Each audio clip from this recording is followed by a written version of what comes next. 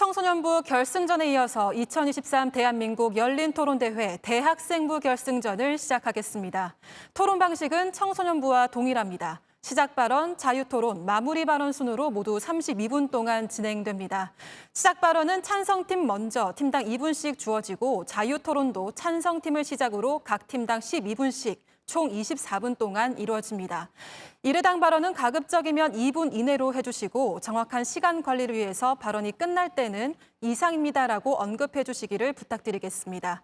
마무리 발언 역시 2분씩 기회가 주어지는데 마무리 발언은 반대팀부터 시작하겠습니다. 앞서 소개해드린 5분의 심사위원분들께 다시 한번 공정한 심사를 부탁드리면서 대학생부 결승전에 오른 두 팀을 소개하겠습니다. 먼저 벌꿀 오소리 팀입니다. 네, 안녕하세요. 벌꿀 오소리 류재민입니다. 네, 안녕하세요. 벌꿀 오소리 최유진입니다. 네, 다음으로 석탑 팀입니다. 네, 안녕하세요. 석탑팀의 조재성입니다. 네, 안녕하세요. 석탑팀의 이혜진입니다. 네, 무더운 여름에 예선과 본선을 치르느라 수고 많았습니다. 가을로 접어드는 지금 열매를 맺은 순간이 오늘이죠. 결승을 앞둔 두 팀의 각오를 들어보겠습니다. 먼저 벌꿀 오소리 팀 각오 들어볼까요? 네, 저희 팀명이 벌꿀 오소리인 만큼 어떤 상대에도 겁먹지 않고 저희 할 말을 다 하겠다는 뜻인데요. 오늘 토론도 비록 지금은 긴장되지만 최선을 다해서 저희가 하고 싶은 말을 다 해보도록 하겠습니다. 감사합니다. 네, 그럼 석탑팀 각오도 들어보겠습니다. 네, 저희가 여름부터 지금까지 여러 가지 공부를 하면서 같이 공부하고 같이 이야기를 나눌 수 있다는 점이 가장 큰 매력이었습니다.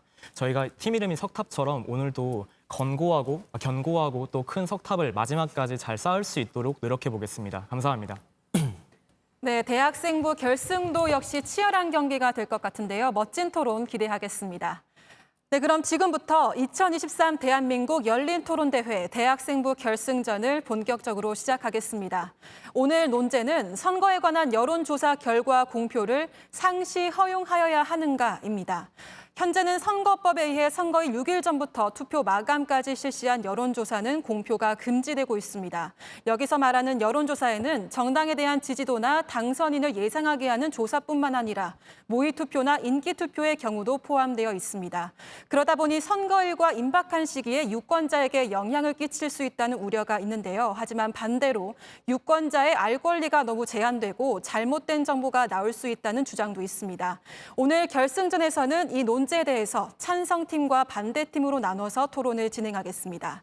사전에 정한 대로 벌꿀 오소리 팀은 찬성하는 주장을, 석탑팀은 반대하는 주장을 펼치게 됩니다. 그럼 시작 발언으로 토론을 열어보겠습니다. 찬성팀 벌꿀 오소리 팀 시작 발언부터 들어보겠습니다. 시간은 2분 드리겠습니다. 네, 본측은 공표 상시 허용에 찬성하며 그 근거는 다음과 같습니다. 첫째, 국민의 알 권리를 보장하여 유권자의 합리적 선택에 기여할 수 있습니다. 여론은 유권자가 투표권을 행사함에 있어 고려하는 중요한 요소 중 하나입니다. 그러나 지금의 공표 금지 기간 동안 유권자들은 여론에 대한 정보를 절대 알 수 없습니다. 이로 인해 금지 기간 동안 단일화 등의 초대형 변수가 생겨도 유권자들은 그에 대한 정보에 접근할 수가 없습니다.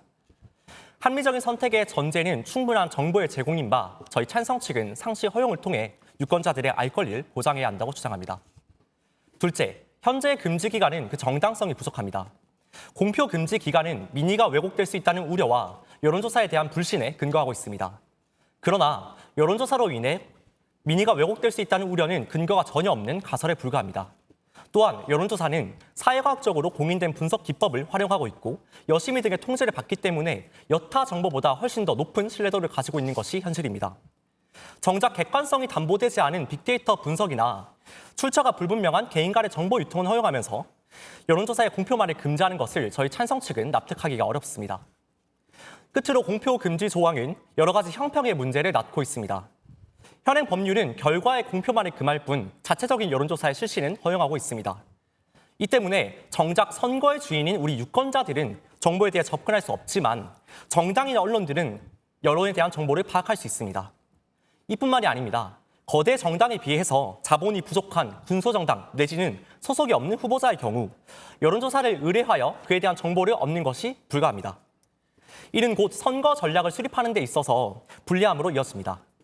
상시 허용은 이와 같은 문제를 해결함으로써 정보 접근의 형평성을 담보할 수 있습니다. 위와 같은 이유로 저희 찬성 측은 여론조사에 관한 공표의 상시 허용에 찬성하며 이상으로 임론 들어주셔서 감사합니다. 이상입니다. 네, 다음으로 반대팀, 석탑팀 시작 발언 들어보겠습니다.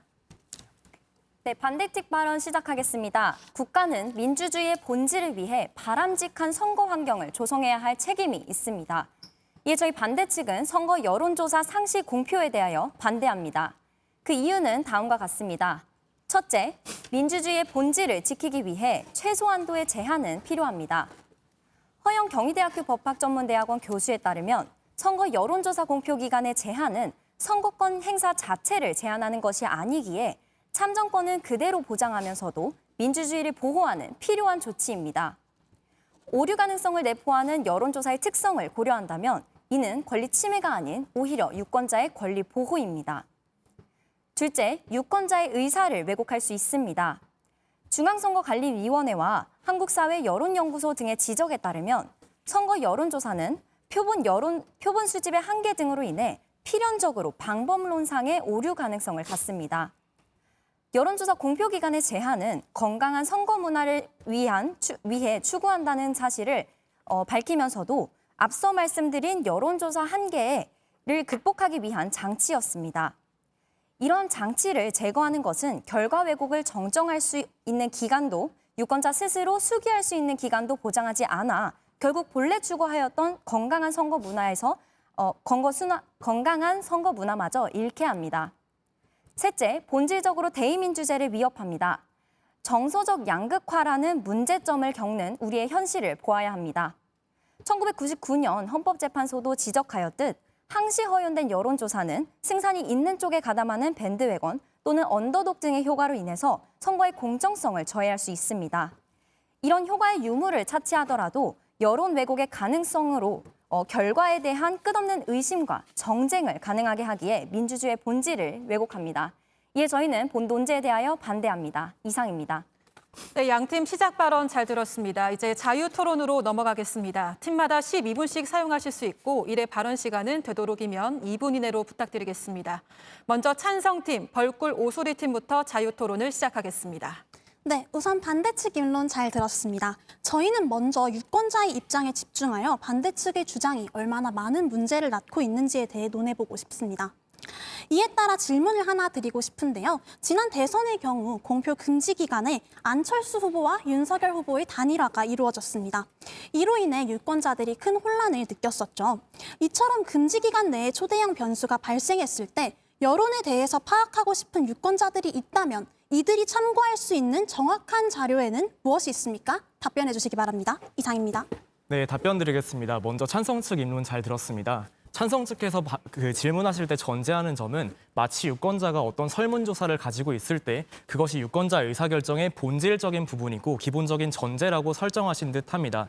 저희는 그것 외에도 다양한 정보가 있을 수 있다는 점 말씀드리지만 결국에 선거 직전에 큰 변동이 있더라도 왜 여론조사가 항시 공표되어서는 안 되는지에 대한 질문은 아니라고 생각을 합니다. 저희 반대 측은 찬성 측의 주장이 매우 타당하다고 생각합니다. 단, 여론조사가 아무런 문제가 없는 것이라면 가능하겠죠. 저희 반대 측과 찬성 측께서는 모두 선거 문화의 공정한 정착이라는 목표를 공유하는 것 같습니다. 그런데 찬성 측도 동의하시다시피 이런 건강한 문화를 정착시키기 위해서는 그런 여론조사가 문제가 없어야 합니다. 그런데 정치 커뮤니케이션 연구에 따르면 선거 여론조사의 결과에 오류와 관련된 모든 문제는 표집을 통해서 추출된 표본조사를 통해서 모집단을 측정하는 여론조사 기법에 기인하기 때문에 여론조사라는 측면에선 대표성이 중요하고 선거라는 측면에선 신속성이 중요한데 결국에 이러한 확률 표본 추출 문제 때문에 근본적인 한계를 가지고 있습니다. 즉 오늘 논제는 선거 여론조사가 중요한지 만지에 대한 논의가 아니라 이것을 상시 허용해야 되는지에 대한 논제이기 때문에 적어도 이런 정보에 오류 가능성이 있다면 그것을 적절히 제한해야 한다는 것이죠. 합리적인 유권자가 합리적으로 남을 수 있게 국가가 적절하게 제한하는 것이 왜 국민의 알 권리를 근본적으로 침해하는 것입니까? 이상입니다. 네, 우선 질문 주셔서 감사합니다. 저희도 여론조사가 100%의 신뢰도를 가질 수 없다는 것은 인정합니다. 다만 저희가 궁금한 것은 여론에 대해서 알고 싶은 유권자가 금지 기간 내에 어떤 정보를 접할 수 있는가입니다. 이에 대해서 찬성씨께서는 다양한 정보를 얻을 수 있다라고 막연하게 답변하셨지만 그 다양한 정보가 무엇인지에 대해서 다시 한번 여쭙고 싶고요. 저희가 미리 말씀드리자면 반대 측은 인정하고 계시지 않지만 현재 여론에 대해서 유권자들이 접하고 있는 정보들은 그 신뢰도가 매우 낮습니다. 출처가 불분명한 빅데이터 분석 보도라든지 아니면 역시 출처가 불분명한 개인 간의 정보 유통 등의 정보를 접할 수 있겠죠. 실질적으로 현재 금지 기간 내에 유권자들이 접할 수 있는 여론조사 결과는 공표 금지 기간 직전에 이루어진, 즉 과거에 이루어진 현 시점과를 맞지 않는 여론조사입니다. 저희 측은 질문을 드리고 싶은 게요. 유권자의 합리적 선택은 충분한 정보의 제공을 바탕으로 합니다. 실제로 저희가 자료를 하나 보여드리고 싶은데요. 국민 여러분께서 어떤 국가의 문제나 사회의 문제에 대해서 다른 국민들의 정보를 알고 싶을 때 여론조사가 필요하다라고 응답한 비율이 93%에 달하고 있습니다. 이 점을 미루어 볼 때 저희 측에 말씀드리고 싶은 것은 유권자들이 원하는 정보가 있을 때 우리가 어떤 정보를 얻게 할 수 있는가라는 부분입니다. 과연 양질의 정보가 제한된 상태에서 유권자들이 합리적 판단을 내릴 수 있겠습니까? 앞서 말씀드린 단일화와 같은 돌발 상황에 대해서는 즉각적인 여론 반응을 공표하는 것이 오히려 유권자들의 혼란을 막는 것이라고 생각합니다. 이상입니다. 네, 짧게 질문 드리겠습니다. 찬성주께서는 마치 국민들이 어떤 정보를 원하면 당연히 그것을 주어야 한다고 말씀하시고 계십니다. 그런데 정보를 주어야 함에도 요구함에도 왜 지금 우리 사회는 그것을 금지하고 있는지 알고 계십니까? 네, 알고 있습니다. 유권자들이 이에 대해서 영향을 받을 수 있다는 앞서 반대 측에서 말씀해 주신 것과 마찬가지로 밴드웨건 효과, 언더독 효과 등 때문이겠지요. 하지만 밴드웨건 효과와 열세자 효과는 보편적으로 지지를 받지 못하는 하나의 가설에 불과합니다. 그것은 특정 실험실 상황에서만 이루어질 뿐 실제로 투표가 이루어지는 선거장에서는 실제로 효과를 얻지 못하고 있다는 것이지요. 그리고 헌법재판소 판결이 난 지 25년이 지났습니다. 그동안 국민의 민주주의 의식은 많이 성장하였고 이제는 유권자를 신뢰할 때라고 생각을 합니다. 그리고 반대 측에게 질문을 하나 드리고 싶은데요. 유권자의 여론조사의 오류 가능성 때문에 여론조사를 제한해야 한다라고 말씀을 하시면서 정작 빅데이터 분석 보도와 개인 간의 정보 유통에 대한 제한은 이루어지지 않고 있습니다. 이것이 반대 측에서 해결해야 하는 가장 큰 모순점 중 하나라고 생각합니다. 왜 더 사회적으로 공인된 여론조사 결과는 허용하지 않으면서 빅데이터 분석 보도는 어떻게 막을 것인지에 대한 답변 부탁합니다. 이상입니다. 네, 여러 가지 질문 주셨기 때문에 차근차근 답변 드리겠습니다. 먼저 저희는 국민들이 가장 많은 정보를 얻고 그런 것을 통해서 참정권을 확보해야 한다는 점은 계속해서 말씀드렸습니다. 하지만 그것을 방해하는 것이 오히려 여론조사라면 막을 수 있다라고 지적을 드렸고 찬성주께서는 여론조사의 근본적인 한계를 인정하면서도 한계를 가진 정보에 대해서 국가가 통제하는 것, 제한하는 것에 대해서는 반대하지 않고 계십니다. 실제로 하나 여론 자료를 보여드리겠습니다. 헌법재판소의 결정을 아까 인용을 하셨죠. 그런데 실제로 헌법재판소가 최근에 정말 지난달에 있었던 결정입니다. 현수막 선거법이라고 현수막을 상시 게재할 수 있는가에 대한 결정에 대해서 헌법재판소가 처음에 헌법 불합치 판결을 내렸습니다. 그런데 이것에 대해서 어떻게 결론이 나왔냐? 결국에 180일의 제한을 120일로 줄이는 것으로 나왔습니다. 현재 헌법재판소의 결정과 우리나라 국회 입법 과정은 모두가 한 방향을 향하고 있습니다. 정보의 원천 제공이 중요한 것이 아니라 정보의 합리적인 제공을 말하고 있다는 것이죠. 찬성 측은 마치 정보가 모두 제공되면 당연히 유권자들이 긍정적인 효과만을 가질 수 있다고 말씀하시지만 저희가 지적드리는 부정적인 효과에 대해서는 아직 답변 주지 못하고 계십니다. 첨언하겠습니다. 네, 앞선 찬성 측의 발언을 통해서 100% 신뢰할 수 있는 것이 아니다라는 점 인정을 하셨습니다. 그 점과 더불어서 찬성 측에서 지적해 주신 정보 유통의 제한에 대한 이야기 해보도록 하겠습니다.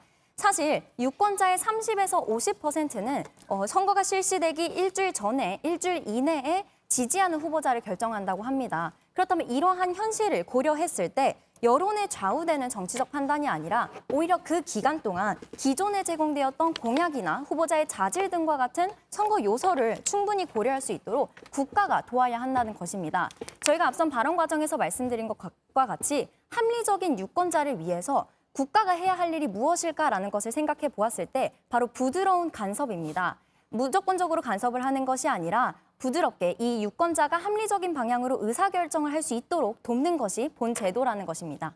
네, 우선 반대 측의 의견을 요약해 보면 사실 정보가 잘못될 가능성이 있기 때문에 정보 접근 자체의 기회를 막자라는 말로 들립니다. 저희 측이 자유토론 첫 번째 질문과 그리고 두 번째 발언에서 들었던 질문을 생각해 보시면 정작 유권자들이 여론에 대해서 알고 싶을 때 어떤 정보를 참고할 수 있느냐 질문 드렸지만 그에 대한 답변 듣지 못하였습니다. 그러면서 방금 말씀하실 때에는 유권자들의 대다수가 일주일 이내 지지자를 결정한다라고 말씀하셨으면 그 과정에서 유권자들이 알고 싶어하는 정보가 있다면 그 정보를 공개하는 것이 민주주의의 모습에 비추어 보았을 때 적절하지 않겠습니까? 그리고 저희가 반대 측에게 강하게 의문이 드는 것은 정작 현재 금지 기간에 국민의 눈을 가리고 있는 다른 잘못된 정보에 대해서는 왜 지적을 하지 않느냐는 것입니다. 저희 측의 주장은 그래도 여론조사 전문 기관이 실시하고 여심의 통제, 즉 규제를 받는 정보가 그 정확도 측면에서 그리고 공신력 측면에서 더 나아가서 법의 적용을 받는다는 측면에서 다른 여타 정보보다 훨씬 더 공신력이 있다는 것을 말씀드리고 싶습니다. 또한 금지 기간 내에 말씀드린 이른바 가짜 뉴스라든지 혹은 가짜 여론조사가 공표되었을 때 반대 측에서는 이에 대해서 어떻게 시정할 수 있습니까? 이를 어떻게 시정할 수 있는지 답변 부탁드리겠습니다. 이상입니다. 네, 먼저 앞선 내용에 대해서 반박드리도록 하겠습니다. 찬성 측께서 앞선 발언 과정을 통해서 신뢰할 수 없는 것을 인정하신다라고 하셨습니다. 그렇지만 인정을 하셨지만 그 효과에 대해서는 간과하고 계신 것 같습니다. 저희가 앞선 발언 과정을 통해서 말씀드렸듯 정보 수용자의 측면에서 정보 선택을 위해 국가가 해야 하는 책임 말씀드렸고 이번에는 정보 제공자의 측면에서 말씀드리고 싶습니다. 예컨대 선거 1시간 전에 유력 언론사에서 속보라고 표현을 하면서 여론조사 결과에 대해서 특정 후보에게 유리하게 발표를 한다면 이에 대해서 정정 보도할 수 있는 시간은 현실적으로 있지 않습니다. 그렇다면 정보 제공자의 측면에서 잘못된 정보가 제시가 되었을 때 그 정보를 정정할 수 있는 기간 또한 보장받지 못하는데 어떻게 해서 이러한 정보가 국민들이 원하는 정보다라고 해석을 하시는지 의문을 품는 바입니다. 네, 첨언하도록 하겠습니다. 지금 찬성 측께서 지속해서 말씀해 주시고 계신 부분은 사실 본 논제인 선거 여론조사 공표를 항시 허용해야 한다가 아니라 선거 여론조사가 중요하다라고만 말씀하시고 계십니다. 저희가 지속해서 말씀드리는 부분은 여론조사가 항시 공표되어야 하지만 그것이 본질적으로 문제를 가지고 있다면 국가가 적절하게 제한할 수 있다는 점을 말씀을 드렸고 오류 가능성을 인정하시지만 제한은 필요 없다라고 하시는 것이 이것이야말로 국가의 직무유기가 아닌가 싶습니다. 더 나아가서 찬성 측의 모순을 한 가지 짚어드리자면 앞서서는 여러 가지 정보가 규제를 받지 않기 때문에 문제다라고 하셨다가 규제를 받기 때문에 공신력이 있는 정보다라고 말씀을 하십니다. 찬성 측이 말씀하신 것처럼 2014년부터 선거 여론조사 진흥위원회가 나옴으로써 적절한 제한을 하고 있고요. 14년 이후에도 계속해서 제한할 수 있는 권리를 좀 더 부여받고 있습니다. 더 나아가서 공직선거법 제96조와 제252조에 따르면 허위에 대한 여론조사 결과는 충분히 통제받고 있습니다. 저희는 이렇게 제도적인 보장이 되는 선에서 적어도 왜곡될 수 있는 가능성이 항시 존재한다면 최소한의 제한으로서 유권자의 합리성을 인정하자고 말씀드리고 있습니다. 이상입니다. 네, 순서대로 답변 드리도록 하겠습니다. 우선 먼저 오류 가능성에 대한 비교입니다. 네, 맞습니다. 여론조사 100% 완벽할 수 없죠. 왜냐? 사람이 만든 자료이기 때문입니다. 우리 인간이 어떻게 완벽할 수 있겠습니까? 다만 저희가 언급하고자 하는 것은 여론조사가 기타 다른 여론에 대해서 다른 빅데이터 분석이라든지 개인 간에 유통되는 정보보다는 훨씬 더 사회과학적으로 공인된 방법을 사용하고 있기 때문에 비교적 정확하다는 것입니다. 그리고 반대 측에서 앞서 말씀해 주신 대로 96조와 252조 등의 조항을 통해서 여론조사는 규제를 받고 있기 때문에 여심위에서 보다 정확하고 공정한 여론조사 결과를 공표할 수 있도록 노력하고 있습니다. 그러나 빅데이터 분석 보도와 같이 부정확한 여론조사 결과에 대해서는 현재 아무런 제재도 가해지고 있지 않다는 것이죠. 그렇기 때문에 보다 정확하고 공정한 정보를 유권자들에게 공개하는 것이 오히려 유권자들을 보호하는 것입니다. 그리고 반대 측에서는 여론조사 선거 직전에 여론조사 결과가 잘못 발표되었을 때 이를 어떻게 정정할 수 있냐라고 말씀을 해주셨습니다. 네, 맞습니다. 하지만 정정은 어떻게 이루어집니까? 정정은 팩트체크를 통해서 이루어집니다. 정정은 단순히 그 잘못된 정보에 대한 삭제가 아니라 그것이 어떤 정보가 맞는지 올바른 정보의 공표를 통해서 이루어질 수 있는 것입니다. 그렇기 때문에 오히려 저희 찬성 측에서 주장하는 바가 정보의 정정에 조금 더 가까워질 수 있는 방안이라고 생각을 합니다. 이상입니다. 네, 차근차근 답변 드리겠습니다. 찬성 측께서는 저희가 질문드린 것이 선거 직전에 임박해서 어떤 여론조사가 왜곡되었을 때 어떻게 정정할 수 있는지를 말씀드렸는데 신속성에 대한 부분은 제외하고 그저 시간이 충분히 있으면 해결할 수 있는 것처럼 말씀을 하십니다. 그런데 저희가 말씀드리는 것은, 그리고 오늘의 논제는 무엇입니까? 선거 직전에 발생되는 여론조사에 문제가 있을 수 있기 때문에 여론조사 자체는 공표하는 것이 합당하겠지만 적어도 어느 정도의 기간을 두어서 기본권을 제한할 수 있다는 점이 저희 반대 측의 발언입니다. 더 나아가서 빅데이터 등을 말씀하시고 계시는데요. 사실 이것은 공표 기간의 문제가 아니라 여론조사 자체의 문제입니다. 자, 그런데 여론조사를 최대한 합리적으로 수행하려고 하였지만 그것이 보장하지 못하는 문제점이 발생했을 때 오히려 제한을 강화해야 하는 것이 아닙니까? 어떤 문제가 발생했을 때, 예를 들어 봅시다. 살인사건이 발생했다고 경찰력을 해제하자고 하는 것이 아니라 경찰력을 보강해야겠죠. 근데 지금 찬성 측의 말씀은 어떤 문제가 있으니 모든 제한을 해제하면 그 문제를 해결할 수 있다라는 말과 다르지 않습니다. 청원하겠습니다. 네, 앞선 발언 과정을 통해서 어떠한 제한이 합당한지에 대해서 저희는 말씀드렸습니다. 그렇다면 이러한 상황을 한국의 현실에 빗대어서 한번 살펴볼 필요가 있을 것 같습니다. 아직 투표할 후보자나 정당을 정하지 못한 후보자를 우리는 중위 투표자라고 이야기를 하죠. 이러한 중위 투표자의 비율 자체는 적지만 최근 낙선자와 당선자 사이의 표 차이가 작은 상황을 고려했을 때는 이들이 작게는 당선자를 바꾸고 또 크게는 단순 다수 소선거구제를 택하고 있는 한국의 제도적 현실에서 사표를 발생하는 집단이 될 수 있다는 점입니다. 이러한 한국에서의 이런 중위 유권자와 같은 집단적인 특성을 고려했을 때 이들이 선거에 대해서 투표의 의사결정을 하는 그 기간 동안 올바른 정보가 제공되어 건강한 선거 문화를 만들 수 있도록 해야 하는데 근본적인 문제를 갖는, 해결되지 못하는 문제를 갖는 여론조사의 방법적인 한계에 대해서 보호하는 것이 국가의 책임이라는 점 강조드리겠습니다. 네, 답변 드리도록 하겠습니다. 지금 반대 측에서는 계속해서 여론조사가 부정확하기 때문에 이를 제한해야 한다라고 말을 하고 있습니다. 하지만 저희는 제한의 방향성에 대해서 논의해보고자 합니다. 여론조사가 잘못될 수 있다, 부정확할 수 있다, 여론조사 기관을 신뢰할 수 없다. 라면 여론조사 기관이 보다 더 신뢰할 수 있는 여론조사 결과를 공표할 수 있도록 여론조사 기관의 제재를 가하는 것이 맞지, 유권자들이 원하는 정보를 갖지 못하도록 유권자의 정보 습득할 수 있는 그 권리를 제한하는 것이 과연 국가로서 해야 할 올바른 행위일까요? 지금 반대 측에서는 계속해서 민주주의를 논하고 있습니다. 여러분, 민주주의란 무엇입니까? 민주주의는 국민을 위한 것입니다. 국민의 권리를 최대로 보호하기 위해 만들어진 것이 민주주의입니다. 하지만 반대 측에서는 계속해서 국민이 원하는 정보, 국민이 원하는 알 권리를 제한하면서 민주주의의 공정성을 이야기하고 있습니다. 진정 민주주의 선거의 공정성에 대해서 형평성을 여론조사가 보장할 수 없다는 점에 대하여 첨언하겠습니다. 네, 그리고 지금 그 반대 측에서 말씀하시는 것이 계속해서 정보 자체가 잘못될 수 있기 때문에 그 정보 자체를 통제하자라는 말씀으로 들립니다. 그런데 그 점에 대해서 저희 찬성 측이 대단히 이해가 되지 않는 부분은 그러면서도 정작 그 여론조사 이외의 정보에 대해서는 아무런 말씀을 하고 계시지 않거든요. 그것에 대해서 규제를 할 수 없다면 규제하지 못하는 정보에 대해서는 그래도 사회과학적으로 공인된 여론조사를 통해서 충분히 유권자들이 적절한 정보, 그래도 신뢰도가 높은 정보에 대해서 알 수 있어야 되지 않겠습니까? 왜 그 점에 대해서는 전혀 말씀을 해주시지 않고 계신지에 대한 답변을 부탁드리겠습니다.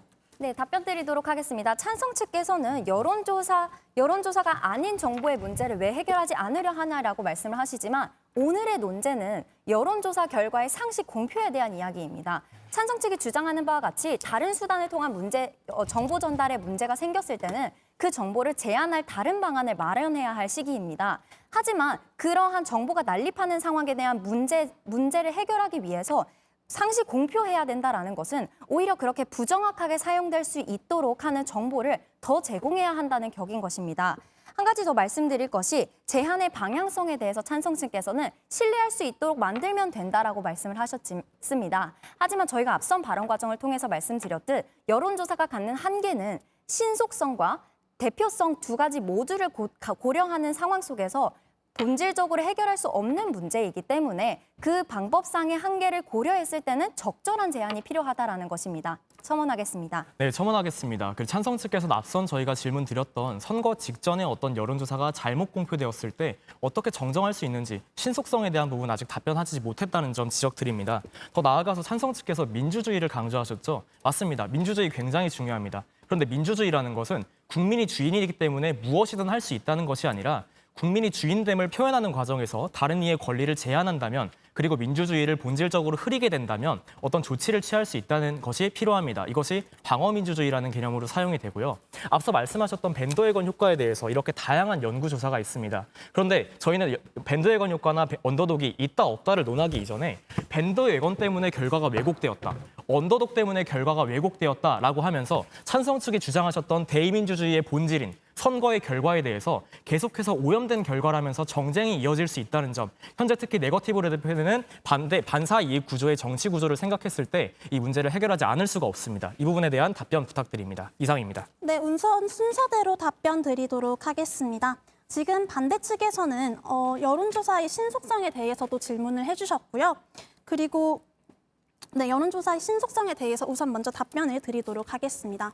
저희는 오히려 여론조사의 공표를 상시 허용함을 통해서 이를 잘못된 정보를 바로잡을 수 있다고 생각을 합니다.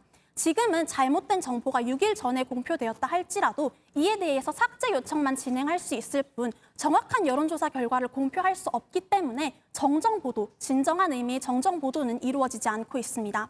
하지만 진정한 의미의 정정보도는 저희는 단순히 삭제 요청에 그친다고 생각하지 않습니다. 잘못된 정보가 무엇인지를 밝히고 그 정보를 바로잡을 수 있는 정확한 정보를 공표하는 것이 오히려 진정한 의미의 정정보도가 되겠죠. 오히려 상시 허용을 함을 통해서 진정한 정정보도가 이루어질 수 있는 것입니다. 그리고 반대 측에서 계속해서 회피하고 계시는 질문이 있는데요. 부정확한 여론조사이기 때문에 제한해야 한다라고 주장을 하시면서 왜 여타 다른 부정확한 빅데이터 분석 보도는 상시 허용하냐는 질문입니다. 이에 대한 모순 해결해 주시길 바라며 첨언하겠습니다. 네, 그리고 저희가 논제에 벗어난 말씀을 드리는 것이 아니라 여론조사의 결과 공표를 상시 허용함으로써 유권자들이 현재 접하고 있는 정보보다 훨씬 더 신뢰할 만한 정보를 접할 수 있게 하자는 것이 저희 요지입니다. 이 부분에 대한 인지를 부탁드리고요. 덧붙여 현재 제도 내의 형평성에 대해서도 문제를 제기하고 싶은데요. 입론에서 저희가 지적드린 바 있었습니다. 정당 간의 자본력 차이가 결국은 선거 여론조사를 실시할 수 있는가의 차이로 이어져서 군소정당이나 소속이 없는 후보자의 경우는 그 정보를 얻음에 있어서 한계를 가지고 있다. 이 부분에 대한 반대 측의 입장이 궁금하고요. 또 유권자 또 저희들 정작 그 정보를 알아야 되는 유권자들을 알지 못하면서 언론이라든지 정당이라든지 이 다른 여타 기관들이 왜 유권자들이 알지 못하는 정보를 알아야 되는가, 그 부분에 대한 반대 측의 답변 부탁드리겠습니다. 네, 답변 드리기 앞서서 찬성 측께서 계속 회피하시고 계신 부분 짚어드리겠습니다. 먼저 저희가 신속성에 대한 정정 보도를 질문드렸는데 충분한 시간이 필요한 정정이 가능하고 공표가 가능하니까 해결할 수 있다는 것은 저희가 질문드렸던 선거 하루 전 내지는 1시간 전에 갑자기 보도된 왜곡된 여론조사를 어떻게 해결할 것인지에 대한 답이 아닙니다. 더 나아가서 저희는 밴더웨건이나 언더독 등의 해결되지 않은 문제, 그러니까 결국엔 그 대의민주주의의 본질인 선거의 결과가 오염된 것이다, 밴드웨건 때문에 저렇게 나온 것이다, 내지는 언더독 때문에 저렇게 나온 것이다 라는 끊임없는 정쟁을 어떻게 해결해야 되는지에 대해서 답변해주지 않고 계십니다. 이런 부분에 대해서 답변해주지 않고 계시면서 그저 저희가 분명 말씀드렸던 여론조사 심의위원회와 공직선거법으로 통제 가능한 여타 정보에 대한 제한은 저희가 말씀드렸음에도 대답하지 않으셨다고 주장하시는데 저희의 다시 질문드리는 부분에 대해서 답변 부탁드립니다. 네, 첨언하겠습니다. 반대 측께서 신뢰할 만한 정보를 주면 된다라고 말씀을 하시면서 정보를 정보로 덮자라고 표현을 하신 것 같습니다. 그렇다면 여기서 말하는 반대 측이 생각했을 때 정보는 여론조사를 통한 정보라고 생각하시는 것 같습니다. 하지만 정보를 활용하는 과정, 그리고 정보 자체에서도 근본적인 한계, 정보를 수집하는 단계에 있어서 갖는 근본적인 한계가 있는 상황에서 어떻게 그러한 정보로 기존의 정보를 덮으려고 하는 것인지, 그것이 오히려 민주적인 선거 문화를 형성하는 것을 저해하는 것은 아닌지 질문드리고자 합니다. 네, 저희 측은 좀 현실적인 얘기를 드리고 싶은데요. 저희가 바꿔서 질문 드리겠습니다. 공표 금지 기간에 가짜 뉴스나 가짜 여론조사가 공표되면 반대 측에서는 이를 어떻게 시정할 수 있습니까? 금지 기간 내에 공식적인 반박이 전혀 불가함에도 불구하고 이를 어떻게 시정할 수 있는지에 대한 답변을 부탁드리고요. 또 밴드웨건 효과를 계속 강조하고 계시는데 의사 왜곡에 대해서 우려하시면서 정작 그 의사를 선택함에 있어서 전제가 되는 그 정보가 충분하게 제공되어야 한다는 점은 부정하고 계시는 것 같습니다. 선거 금지 기간 직전에 이루어진 여론조사 결과가 마치 선거 금지 기간 동안 정설인 마냥 유권자들에게 다가오는 현실입니다. 현재 시점과 맞지 않는 과거 여론조사를 기점으로 해서 유권자들이 판단을 내렸을 때 그 판단이 훨씬 더 부정확한 판단이 아닌가라는 의문을 제기합니다. 네, 첨언하겠습니다. 지금 반대 측의 주장을 요약해보면 크게 3가지 정도로 요약해 볼 수 있을 것 같습니다. 우선 빅데이터 분석과 여론조사의 오류 가능성에 대해서 비교를 해보고자 하는데요. 지금 반대 측에서는 빅데이터 분석 보도를 제재할 수 있다라고 말을 하고 있습니다. 그러나 빅데이터 분석 보도는 여론조사에 해당하지 않습니다. 따라서 제재 대상이 아니며 끝까지 여론조사 공표 금지 기간임에도 불구하고 후보자들은 빅데이터 분석 보도를 자신들에게 유리하게 활용하여 중상모략이 난무하고 있죠.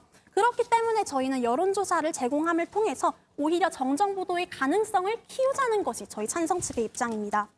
그리고 두 번째로 반대 측에서는 이걸 정쟁이 이루어질 수 있다라고 말씀하셨는데 오히려 이것은 국민이 충분한 알 권리 제공을 통해 행사한 선거권을 무시하는 처사가 아닌가라고 생각합니다. 국민이 내린 합리적인 의사 선택을 믿지 않는 것, 이것이야말로 민주주의의 저해가 아닙니까? 이상입니다.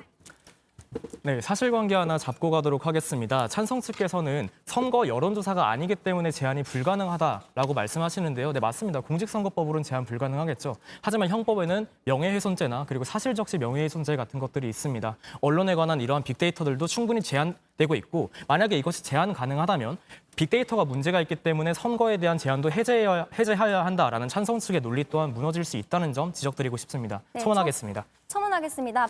찬성 측께서는 정정보도를 여론조사로 하겠다라고 말씀을 하시지만 정정보도는 반박할 수 있는 증거, 즉 사실성에 기대어서 보도를 할 수 있어야 하는 것입니다. 그렇지만 이에 대해서 저희가 정보를 오픈할 수 있고 없고의 문제가 아니라 기간상 신속성으로 인해서 선거에 임박했을 때 그거에 대해서 정정할 수 있는 시간이 없다는 것입니다. 찬성 측께서 현실을 보아야 한다고 하셨습니다. 저희는 앞선 발언 과정을 통해서 중위 유권자가 있는 한국의 현실, 그리고 여론조사 기관이 다른 국가에 비해서 많이 난립하는 그 상황을 고려했을 때 충분한 제한이 필요하다는 상황 말씀드렸습니다. 이상입니다. 네, 반대팀, 석탑팀 발언 시간을 다 쓰셨기 때문에 더 이상 발언하실 수 없습니다. 네, 찬성팀 1분 9초 남았습니다. 쓰시겠습니까? 네, 쓰겠습니다. 네, 사실성에 기대어 반박을 해야 한다라고 말씀하시는데 그 사실이 우선 무엇인지 묻고 싶고요. 저희는 그 사실이 그래도 공식적으로 발표할 수 있는 여론조사여야 된다는 말씀을 드리고 싶습니다. 그리고 형평성에 대해서 저희가 정당 간의 자본력 차이가 결국은 이 선거 정보를 여론조사의 정보를 습득하는 차이로 이어진다는 점에 대해서는 답변을 하지 못하셨습니다. 나아가서 유권자들은 왜 정작 정보를 얻지 못하는데 여론이라든지 그 정당이라든지 다른 기관들은 정보를 얻을 수 있는가 그 부분에 대한 또 답변 또 하지 못하셨습니다.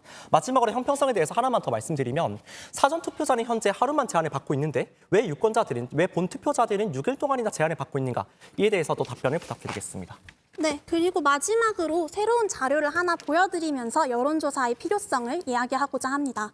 오늘 논제는 단순히 여론조사의 상시 공표 문제를 논하는 것에 있지 않죠. 우리가 어떻게 앞으로 민주주의를 이끌어 나갈 것인지에 대해 있습니다. 이 자료를 보시면 여론조사는 우리 사회에 도움이 된다라고 대답한 국민이 70%나 되고요. 민주주의를 유지 발전시키는 필수 요소라고 대답한 국민이 74%나 됩니다. 이러한 여론조사, 상시 허용을 통해 더 발전적인 민주주의를 이끌어가야 합니다. 네, 찬성팀 이상입니다. 발언도 다 쓰셨습니다. 두 팀 모두 발언 시간을 다 쓰셨기 때문에 이상으로 자유토론을 마치도록 하겠습니다. 마지막으로 주장을 정리할 수 있는 시간을 드리겠습니다. 마무리 발언은 반대팀부터 시작하겠습니다. 석탑팀 2분 드리겠습니다. 네, 마무리 발언 시작하겠습니다. 우선 오늘 함께 토론 펼쳐준 찬성 측께 감사드립니다. 오늘 토론은 민주주의를 가꾸어가는 법치사회에서 선거 여론조사 공표의 일부 제한이 어떠한 역할을 하는지 논하는 자리였습니다. 여러분, 민주주의란 무엇입니까? 가장 의도적으로 계획된 정치 형태조차도 절대적이고 의문의 여지가 없는 선을 체현하지는 못합니다. 정치학자 존 듀이의 표현을 빌리자면 결국 민주주의의 선택은 가장 적은 부정성을 동반하면서 가장 많은 긍정성을 표현하는 가능성의 연속이어야 합니다. 저희 반대 측은 선거 여론조사 공표의 일부 제한이 가지는 긍정성을 첫 번째, 선거 여론조사가 가지는 본질적이고 치유 불가능한 오류 가능성, 둘째, 유권자의 합리적 의사결정, 셋째, 확인되지 않은 밴드웨건이나 언더독 등의 이사 왜곡 현상으로 결국에 대의제의 결론 자체를 부정하게 이르는 것을 방지할 수 있다라고 입증하였습니다. 하지만 찬성 측에선 저희의 이런 질문에 대해서 근본적으로 대의제가 무너질 수 있다는 지적에는 아직 답변을 듣지 못했고요. 더 나아가서 정보 날림 문제에서 새로운 정보로 정보를 덮으려 한다는 지적에 대해서도 더 나아가 한계가 근본적임에도 불구하고 그것을 인정하지만 여론조사를 활용할 수 있다는 답변만 반복하실 뿐이었다는 아쉬움을 남습니다. 오늘 토론은 선거 여론조사가 좋은지 나쁜지를 따지는 것을 넘어서 선거 여론조사를 항시 허용했을 때 우리가 예상하지 못했었던 문제점이 발견하지는 않을지에 대한 논의였습니다. 저희 반대층 역시 선거 여론조사의 중요성 인정합니다. 하지만 이렇게 중요한 선거 여론조사가 항시 공표되어 국민들에게 다가갔을 때 찬성 측이 말씀하신 것처럼 충분한 정보 제공으로도 해석될 수 있겠지만 왜곡될 수 있는 가능성으로도 해석이 된다면 그것은 우리가 통제할 수 없는 가능성을 낳을 것입니다. 선거는 민주주의의 꽃이라고 합니다. 꽃을 한번 피워냈다고 해서 아무런 조치를 취하지 않는 것이 아니라 꽃이 좀 더 영롱하게 펴질 수 있도록 더 나은 조치를 해야 하는 것이 방어적 민주주의이자 대의제 민주주의의 철칙일 것입니다. 더 나은 민주사회를 위해서라도 선거 여론조사의 항시 허용은 되어선 안 됩니다. 감사합니다. 네, 말씀 잘 들었습니다. 이번에는 찬성팀 벌꿀 오소리팀의 마무리 발언을 듣도록 하겠습니다. 네, 오늘 토론의 쟁점은 크게 두 가지로 정리할 수 있습니다. 정보의 정확성과 선거의 방향성입니다. 먼저 정보의 정확성입니다. 저희 찬성 측은 공표 금지 기간 동안 현재와 유리된 과거의 정보, 비공식적 빅데이터 분석과 같은 정보만이 유통되기에 이에 대응해 보다 신뢰할 수 있는 정보인 여론조사 결과 공표의 필요성을 주장하였습니다. 그러나 반대 측에서는 정정기간의 부족함을 근거로 공표 금지 기간이 필요하다고 말하였습니다. 저희는 이에 대해 최근 공개된 방송통신위원회의 한 광고를 인용하고자 합니다. 속지 말고 확인하세요. 허위정보 전염병을 막는 백신은 팩트체크입니다. 맞습니다. 여론조사 공표 금지 기간 동안 각종 부정확한 정보와 허위 정보가 난무하는 현재 잘못된 정보에 대한 실질적인 정정은 단순히 잘못된 정보에 대한 삭제가 아니라 끝까지 사회과학적으로 공인된 정보의 공표를 통해서 이루어질 수 있습니다. 반대 측 주장과는 달리 여론조사 결과 공표를 상시 허용하는 것이 오히려 정확한 정보 제공에 가까워지는 것이죠. 두 번째 쟁점은 선거의 방향성입니다. 저희 찬성 측은 후보자 간 그리고 후보자와 유권자의 형평을 이루어 보다 공정한 선거가 이루어져야 한다고 주장하였습니다. 그러나 반대 측에서는 민주주의의 본질을 해하기 위해 해치는 것을 방지하기 위해 국민의 선거권을 보호해야 한다라고 말을 하면서 정작 후보자와 유권자 간의 정보 격차, 유권자만이 차별받고 있다는 질문에 대해서는 답변을 하지 못하였습니다.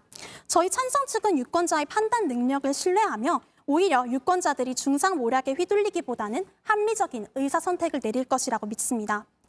오늘 토론의 의의는 단순히 선거 여론조사 상식 공표의 상시 허용 여부를 논하는 것에 있습니다. 저희 찬성 측은 국민을 위한 민주주의를 이루어 나가기 위해 알 권리를 실현해야 한다고 믿는 바 여론조사 결과 공표 상시 허용에 찬성합니다. 이상입니다.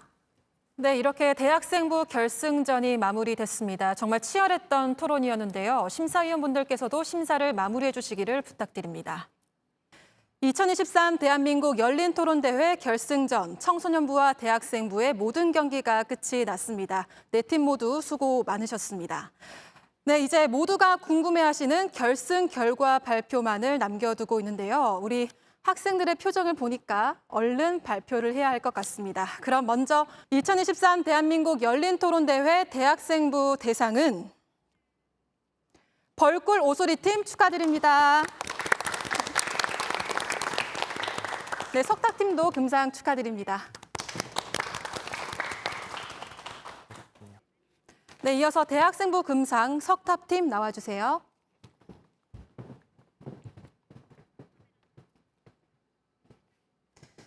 네, 상장 금상 고려대학교 이예진, 조재성. 위사람은 중앙선거방송토론위원회가 주최한 2023 대한민국 열린토론대회에서 위와 같이 입상하였기에 이 상장을 드립니다. 2023년 9월 16일 중앙선거방송토론위원회 위원장 조용구. 축하드립니다.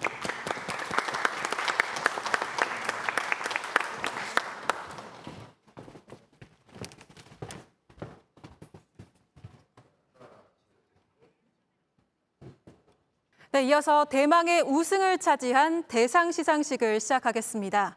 상장은 중앙선거관리위원회 위원장을 대신해서 김용빈 중앙선거관리위원회 사무총장께서 수여해 주시겠습니다. 상장 대상 고려대학교 류재민, 최유진. 위사람은 중앙선거방송토론위원회가 주최한 2023 대한민국 열린토론대회에서 위와 같이 입상하였기에 이 상장을 드립니다. 2023년 9월 16일 중앙선거관리위원회 위원장 노태학. 축하드립니다.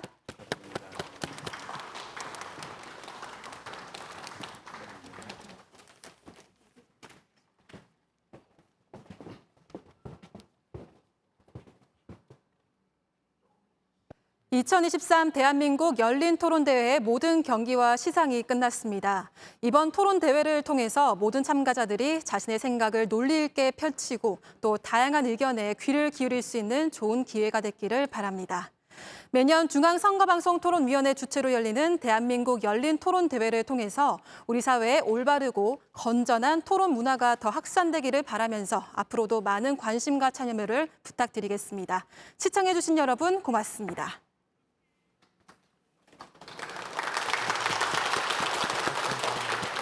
축하드립니다. 축하드립니다.